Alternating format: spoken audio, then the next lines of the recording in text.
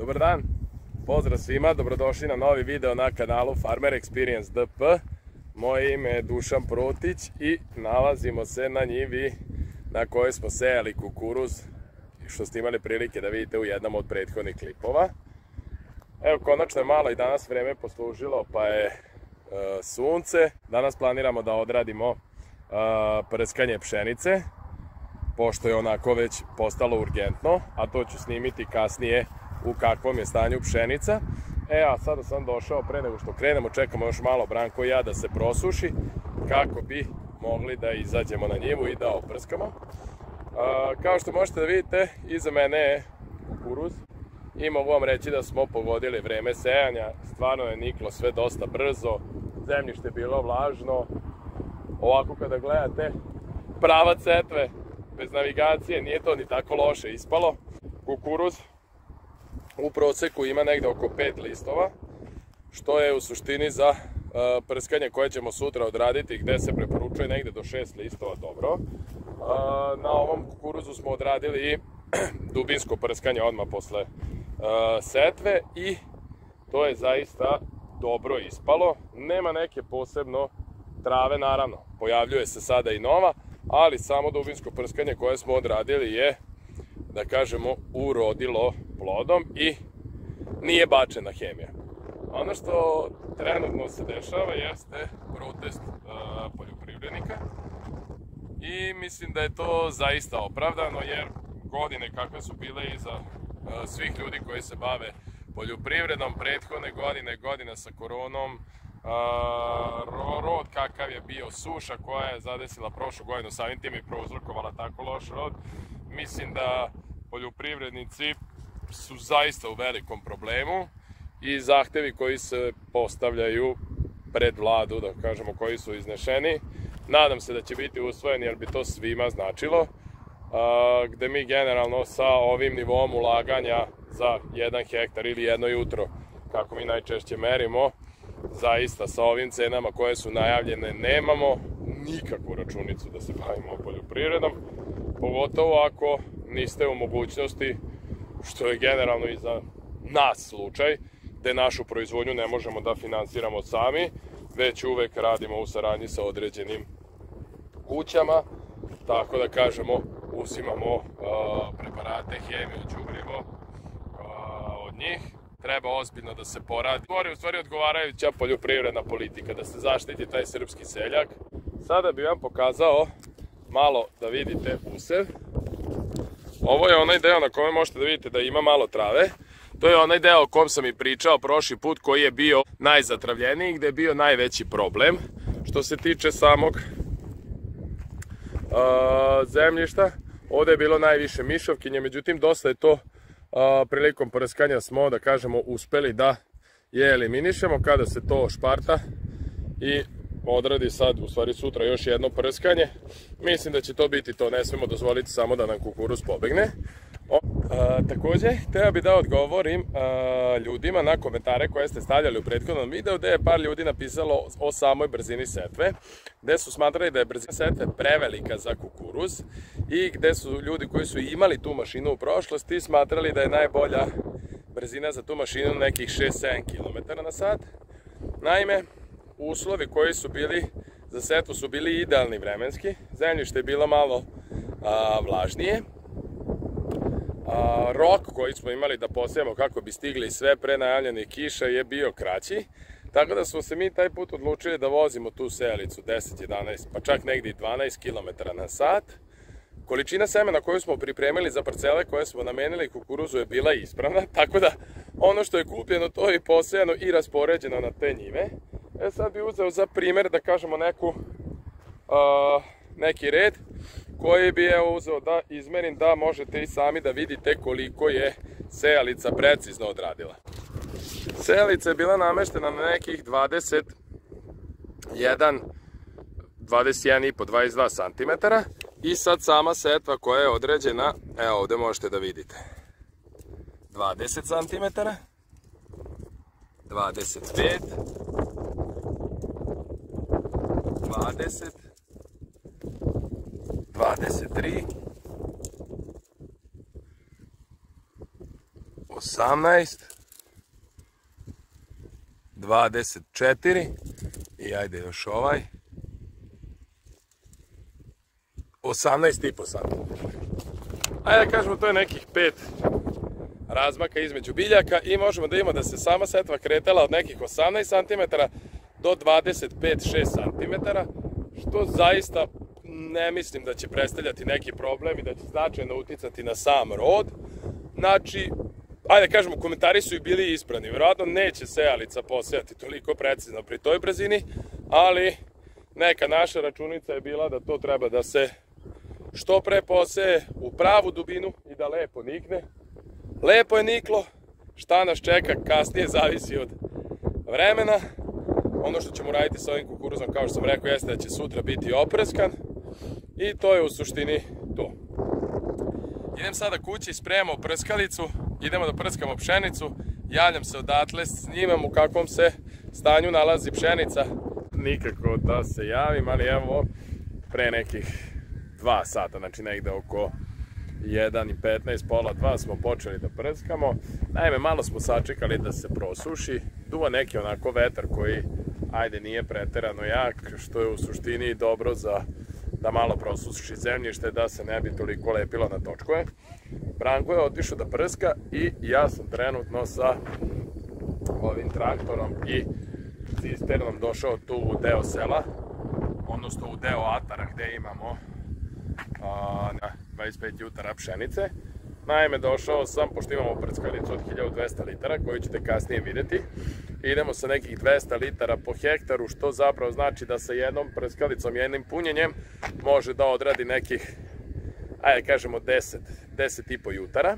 Se ne bi vraćao svaki put do sela, jer recimo od ovog mesta gde se ja sada nalazim do kuće ima nekih 15 minuta vožnje i onda je bolje da ga ja sačekam, pa odavde nam je lakše da manipulišemo i sa vodom, a opet ne moram da ulazim toliko traktorom, ajde da kažem, putevi koji su još blatnjavi. Ono što bi volao da pokažem jeste ova cisterna Majevicina. Tu cisternu imamo od 2008. godine i mislim da je ovo bio prvi jedini model tada napravljen, da kažemo, ove cisterne. Ovo je izbačeno kao neki prototip ili da kažemo model za probu, da bi kasnije Majevica zadnjih, sad nemojte me držati za reč, 5, 6, 7, 8 godina počela, ponovo vratila tu cisternu i počela da je pravi.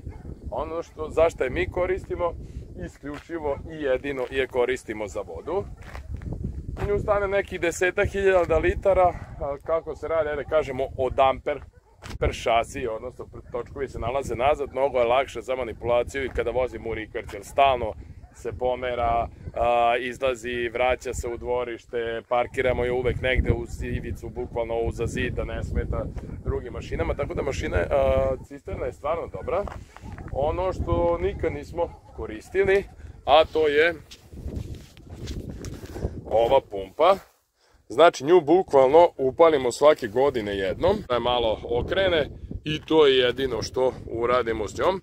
Ono što bi bilo dobro, par puta smo razmišljali u pravcu da nekako obezbedimo, sad ne znam kako se taj deo zove, ali ispravite me, nastavak koji se stavlja ovde i služi za razbacivanje osoke.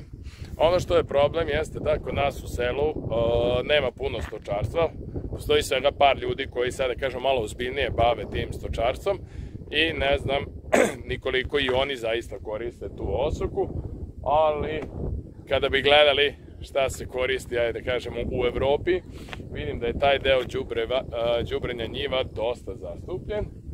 U suštini, nema šta. To je to, čekam Branka da se vrati i kada budemo na sledećoj njivi gde ću ja prići sa ovim traktorom, odnosno da će mi biti malo bliže, da ne moram puno peške da idem, snimit ću da vidite u kakvom je stanju usev.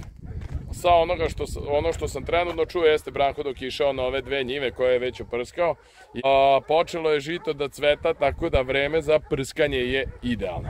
Vidimo se kasnije. Samo da vidim da će mi se ovo desiti. Stao sam ovde pored sela i ako možete vidite, pored mene je sletela sova. A mislim da ona ne vidi. Tako da evo da vidimo. Sovica. Evo mi se u životu nije desilo, vidite kako je blizu. Ona se bukvalno nalazi na...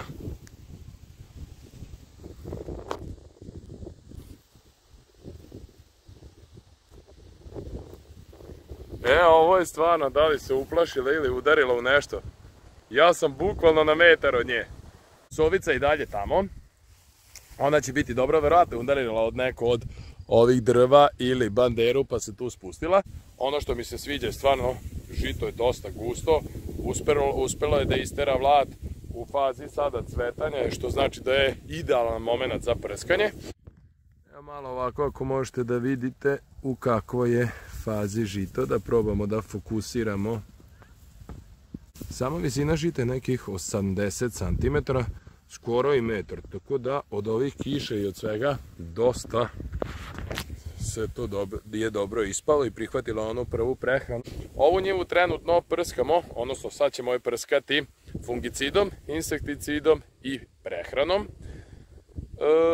Neću da govorimo o kojim se preparatima radi, zato što, hajde kažemo, neću da reklamiram nikoga i onda generalno uvek mogu podeliti s vama na da li Facebook grupi ili Instagram grupi koje preparate smo koristili. I dalje se vidi da na njemu ima rđe. Nije to toliko rizično. Sada sa ovim prskanjem i još jednom prehranom koju ćemo joj dati, mislim da će to zaista biti dovoljno da se izvuče i da ove godine da lep prinos. Pozdrav svima. Eno ga, Branko stigo je. Napunili smo prskalicu, sipali preparate i sada je on krenuo. Ova njiva je generalno žito koje je bilo najlošije pre nekih 3 nedelje. Onako kad smo došli na njivu od jednog žita koje je dosta obećavalo i bilo super, stvarno ga je napala bolest i onako delovalo je baš neprijatno za oči, a i bukvalno ljudi nismo znali šta da očekujemo od toga. Sada je to mnogo bolja situacija i dalje može da se vidi da ima rđe na određenim biljkama. Kako je to izgledalo mnogo gore nego što sada jeste. Žito je vlatalo. Ovde, ajde da kažemo, je takođe počela faza cvetanja, pošto je postojala razlika od par dana u samoj setvi. I ovde je počelo da cveta. Lepo je gusto. Kao i na prethodnoj njivi, do duše stvarno s krajeva ima onako, da kažemo, vlati gde se nalaze, onako da je baš postoje crne tačkice na ovima, da kažemo, na samom vlatu, evo možete pogledati.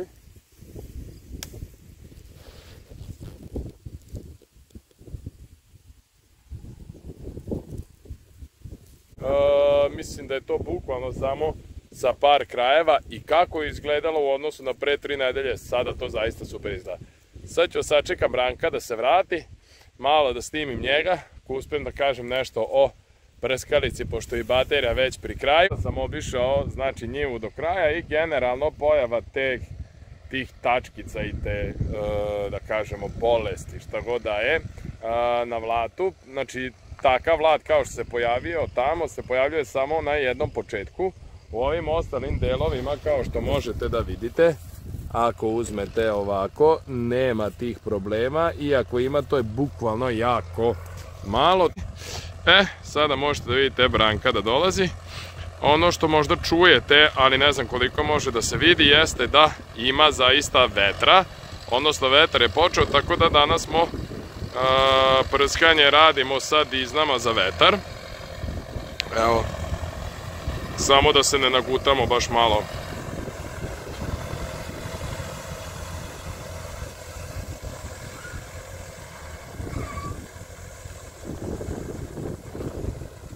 Vetar zaista duva. Radimo prskanje sa 200 litara po hektaru. Generalno radimo s diznama za vetar i ove druge koje imamo, a njih ću sutra snimiti, su namenjene za nekih 150 litara po hektaru, tako da neka i naša stara navika je da sa ovima diznama za vetar, pogotovo u ovakvim situacijama kada ima, istog radimo sa 200 litara po hektaru. To bi u suštini bilo to. Prskalica o kojoj se ovde radi, Amazone 1200 litara.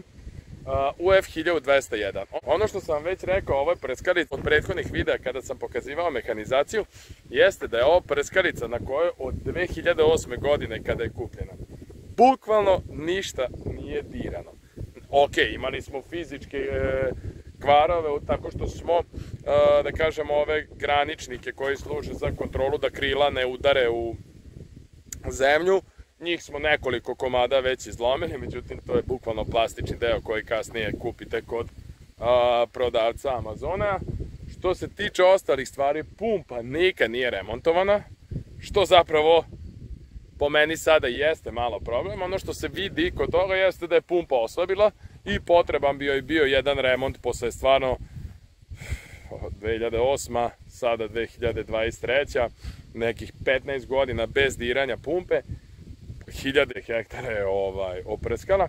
Trebali bi da servisiramo pumpu i ono što nam je dobro da uradimo remont u stvari, i ono što time dobijamo jeste da recimo sada kada punimo prskalicu na cisternu gde ona sama vuče, potrebno je zaista dosta vremena, čime se vidi da je stvarno pritisak koji pumpa može da stvori opao, a i zaista pritisak prilikom prskanja, odnosno kako to izgleda, kako je ta prskalica prskala prvih, ne znam, 10 godina i ovih poslednjih 5 godina. Ima razlike, i dalje ona odradi posao vrhunski, tako da je ne ureknemo.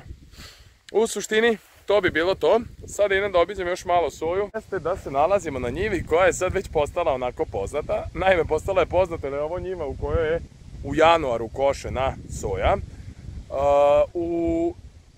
Takođe na ovoj njivi smo probali onu mašinu koju smo dobili od kompanije Almex na demo.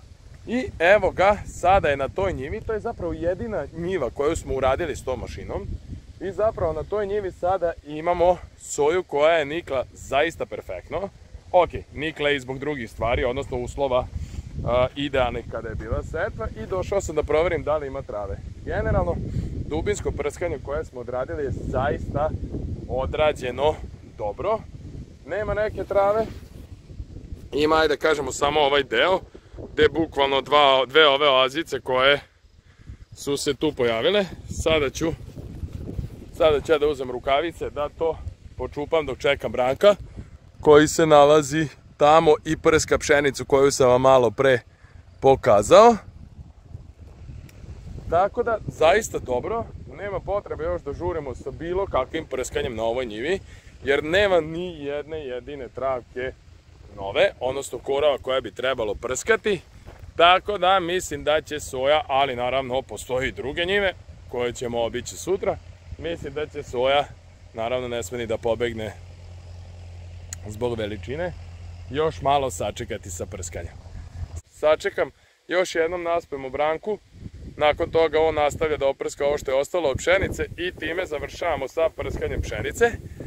Sutra prskamo kukuruz koji je negde na 5. listu kako nam ne bi pobegao, i u narednoj nedelji jedino što imamo da završavamo jeste da pratimo soju, pratimo pojavu trave na njoj, jer i tu mislim da je dubinsko prskanje dobro odradilo posao, tako da ostaje nam da ispratimo kada kreće pojava nove trave, da odradimo i tamo prskanje, i to bi u suštini bilo to. Hvala što ste gledali ovaj video. Ono što bih vas zamolio jeste da zapratite kanal Farmer Experience DP. Vama to ništa ne znači, meni to znači. Takođe, imamo i stranicu na Instagramu, imamo i Facebook stranicu, pa možete nas zapratiti i tamo. Sve najbolje i svako dobro.